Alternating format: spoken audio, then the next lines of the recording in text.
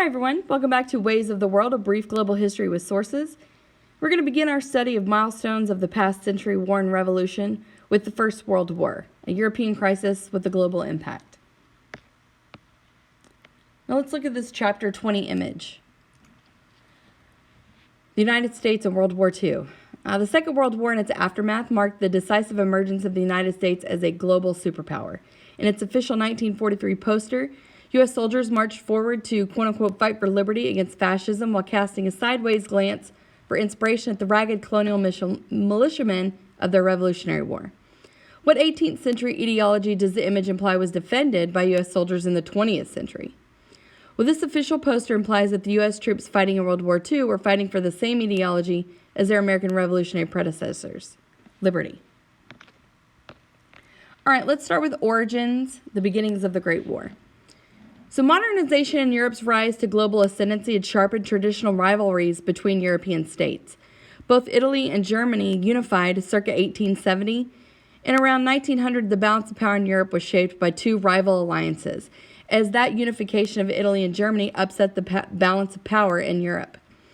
There's the Triple Alliance, Germany, Austria, and Italy, the Triple Entente, Russia, France, and Britain, as these alliances turned a modern incident into World War I.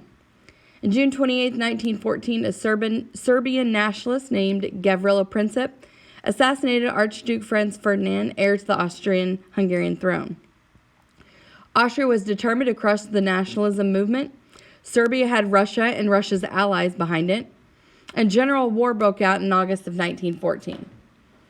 The factors that contributed to the outbreak and character of the war were popular nationalism, industrialized militarism, Europe's colonial empires, and that web of alliances.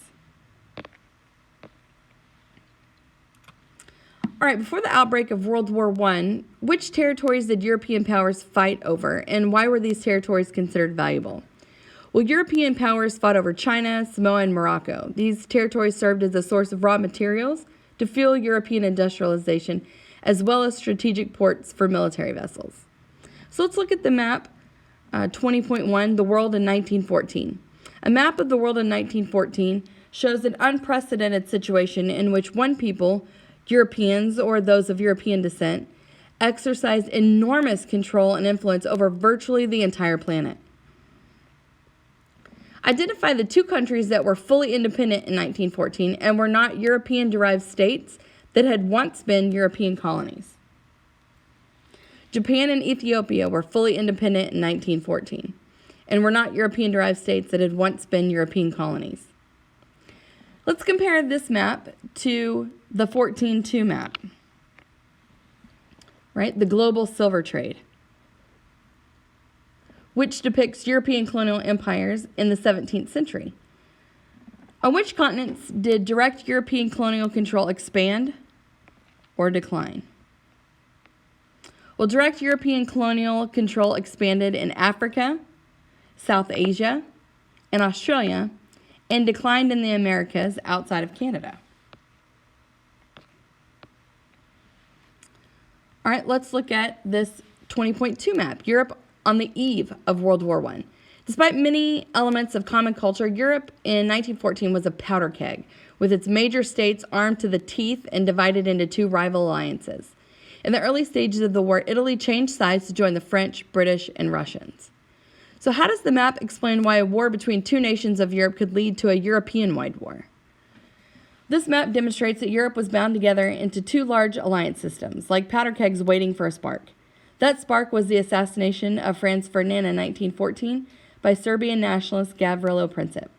Once that occurred and the Austro-Hungarian Empire moved to crush Serbia, these alliances were activated. What developments in the 19th century were long-term causes of the First World War? Aspects of Europe's 19th century history that contributed to the First World War include the emergence of Germany and Italy as unified states, which disrupted the fragile balance of power between Europe's major countries that had been established after the defeat of Napoleon in 1815, and by the early 20th century led to the creation of these two rival alliances. Growing popular nationalism in Europe, industrialization and industrialized militarism, and competition among European powers for colonial empires also played a significant role. This is what we call imperialism. The French woman in wartime. Women and the Great War. World War I temporarily brought a halt to women's suffrage movement as well as women's activities on behalf of international peace. Most women on both sides actively supported their country's war efforts, as suggested by this French wartime poster, showing women contributing to the war effort in industrial, agricultural, and domestic settings. How does this image portray a revival of traditional social roles brought about by the Great War? Well, this image depicts women caring for children and working in the fields, traditional social roles for women, especially among the lower classes. Legacies of the Great War. So most had expected World War I to be a quick war. Germany was finally defeated in November of 1918. 4 years was not a quick war. It became a war of attrition, or what's known as trench warfare. It became total war. Each country's whole population was mobilized for the war effort. Enormous expansion of government authority. There's the massive propaganda campaigns to arouse citizens in support of the war. Women replaced men in factories, and labor unions accepted sacrifices. Now, the war left widespread disillusionment among intellectuals in its wake, led to the questioning of Enlightenment values, led to questioning of the superiority of the West and its science. But war did bring about social change. There's enormous casualties that promoted social mobility. Women increasingly won the right to vote. Women flouted sexual conventions. A new consumerism emerged, and radio and movies became vehicles for popular culture. All right, map 20.3, Europe and the Middle East after World War I. So the Great War brought into existence a number of new states that were carved out of the old German, Austro-Hungarian, Russian, and Ottoman empires. Turkey and the new states in Europe were independent, but those in the Middle East, Syria, Palestine, Iraq, and Transjordan, were administered by Britain or France as mandates of the League of Nations. In which regions were new countries created in the aftermath of World War I? Well, new countries that emerged out of World War I were located in Eastern Europe and the Middle East. Let's compare map 20.3 and map 20.2. Europe on the eve of World War I. At the conclusion of World War I, which states ceded significant territories to create new states in Europe? Those states that did not finish World War I on the winning side ceded territories to create new states in Europe. For example, the Austrians, the Germans, and the Russians. A similar situation occurred in the Middle East with the Ottoman Empire, also on the wrong side of the war's outcome.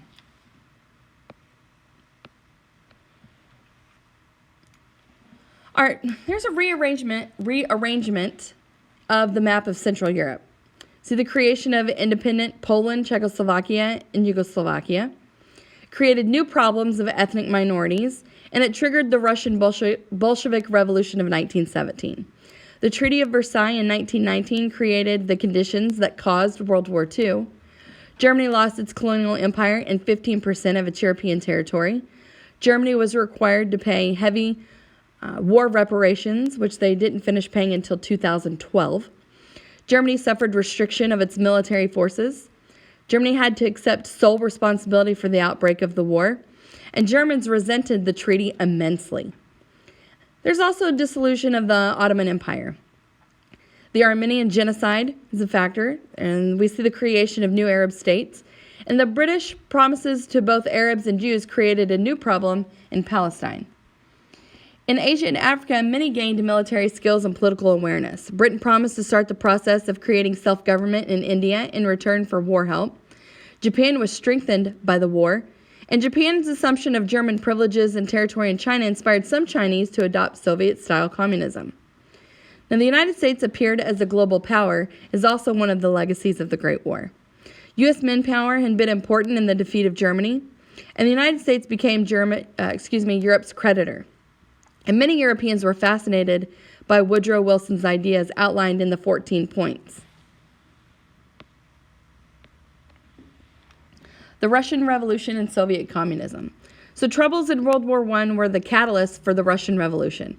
Tsar Nicholas II lost all power by 1917 and was forced to abdicate the throne. The provisional government with representatives from multiple political parties formed. Massive social upheaval opened the door for Bolsheviks to seize power. The 3-year civil war followed, leaving the Bolsheviks, who now called themselves communists, claimed victory. Communists under Joseph Stalin sought to build a socialist economy. The conflicts persevered under totalitarian leadership of Stalin, leading to the Terror or Great Purges of the late 1930s. The Russian Civil War through Bolshevik eyes. So this Bolshevik poster from 1921 titled Electrification and Counter-Revolution represents a communist view of the Civil War that followed the Russian Revolution. It shows a worker bringing electricity and more generally the light of modernity and progress to a backward country, while depicting his opponents, which include a priest, a general, and a businessman, as seeking to extinguish that light. Massive revolutionary upheaval in 1917 that overthrew the Romanov dynasty in Russia and ended with the seizure of power by communists under the leadership of Lenin is represented in the poster. So based on this poster, in what way was the Bolsheviks' view of their revolutionary role similar to that of the French revolutionaries of the late 18th century?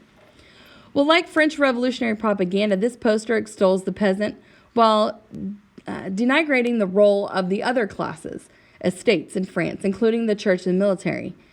In political and social, if not economic terms, the Russians of 1917 offered the same outcomes as the French in 1789. All right, mobilizing women for communism. As the Soviet Union mobilized for rapid economic development in the 1930s, women entered the workforce in great numbers. Here, 2 young women are mastering the skills of driving a tractor on one of the large collective farms that replaced the country's private agriculture. What major changes to Russian society are represented in this photograph? Well, this image exemplifies agricultural collectivization of the 1930s, a major change to Russian society. Moreover, it depicts women learning to do most of the field work, another change. And that concludes our study of the First World War, a European crisis with a global impact. I will see you guys next time.